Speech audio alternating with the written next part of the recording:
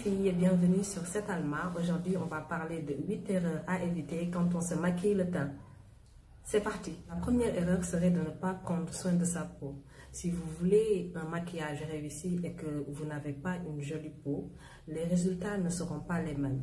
Pour prendre soin de votre peau, il faut adopter une routine de soins de visage. Votre peau a besoin d'être démaquillée, tonifiée, hydratée, protégée du soleil.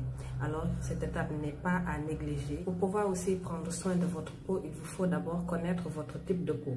Il faudra chercher à savoir si vous avez la peau sèche, la peau grasse, la peau mixte à grasse, la peau normale ou une peau à tendance acnéique et adapter ces informations à vos soins quotidiens. Deuxième erreur que l'on fait quand on se maquille le teint, le fond de teint.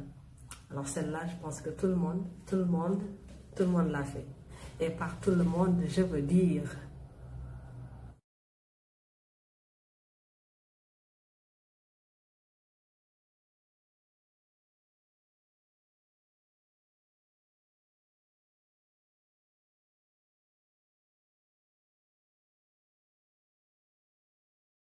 le choix du fond de teint est un vrai parcours du combattant. Alors, il faudra essayer les produits en magasin.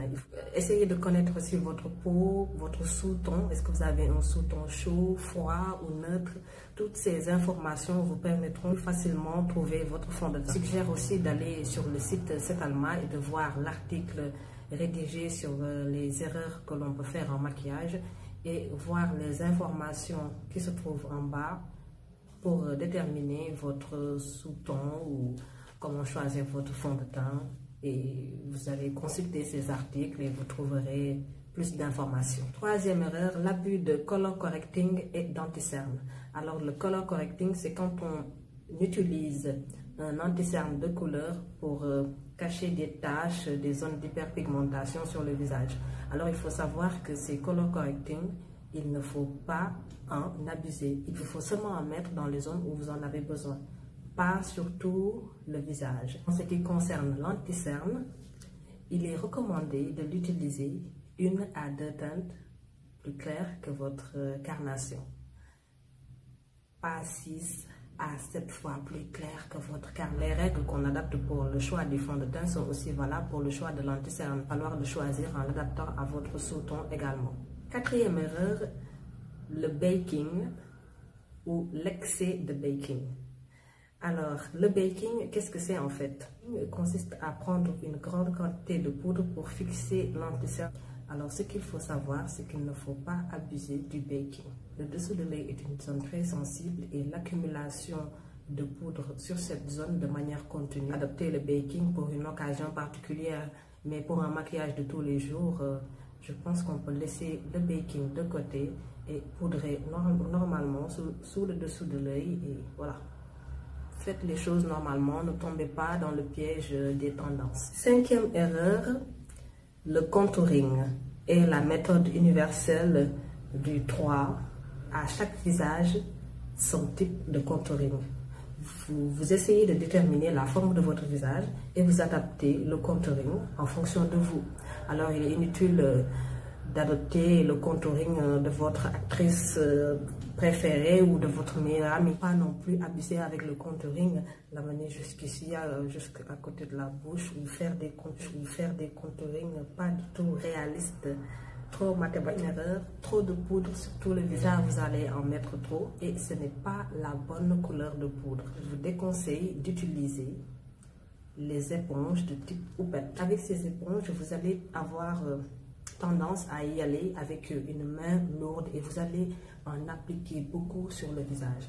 Donc, je vous recommande d'utiliser un pinceau à poudre qui viendra prendre la matière avec légèreté et diffuser sur tout le visage. Si vous avez du mal à choisir une couleur de poudre adaptée à votre carnation, je vous recommande d'utiliser une poudre libre universelle. Il faut veiller à ce que cette poudre libre universelle ne fasse pas un effet blanc sous l'œil quand vous prenez des photos avec un flash. 7e erreur, trop de fard à joues et trop d'highlighter. Pour le fard à joues, je crois que les filles, enfin les femmes du moins, de mon observation personnelle de ce que j'ai vu circuler un peu à la télé, dans la rue, dans les mariages, les baptêmes, Je pense que les femmes croient qu'il faut que ça se voit, quoi, qu'il faut en mettre le paquet, quoi, pour qu'on voit bien que tu as mis un fard à jour, qu'il faut concentrer la chose.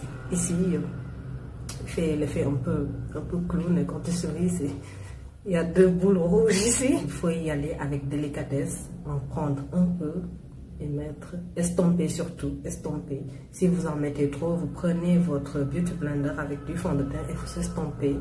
Faites en sorte que ce soit subtil. Pour l'highlighter, c'est pareil que pour le blush, il ne faut pas en abuser. Tout excès est nuisible. Et dernière erreur, on va dire que c'est l'erreur la plus grave.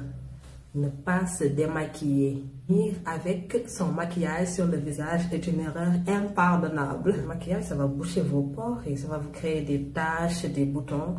Démaquillez-vous avant d'aller vous coucher. Comme je l'ai dit au début, il faut adopter une routine de soins de visage pour le jour, mais il faut aussi en adopter une pour le soir. Voilà les filles, j'espère que cette vidéo vous aura aidé à y voir plus clair. N'hésitez pas à aller sur le site setalma.com pour lire l'article rédigé sur ce sujet-là. Lâchez-nous des likes et des commentaires, ça nous fera plaisir. Et en attendant, je vous dis à bientôt sur Setalma. Au revoir.